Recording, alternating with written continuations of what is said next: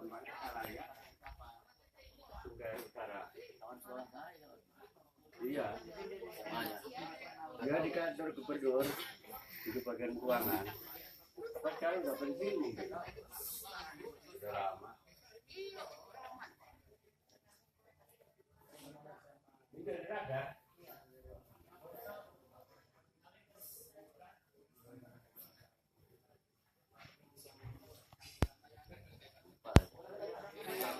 Lima. Dari tribun.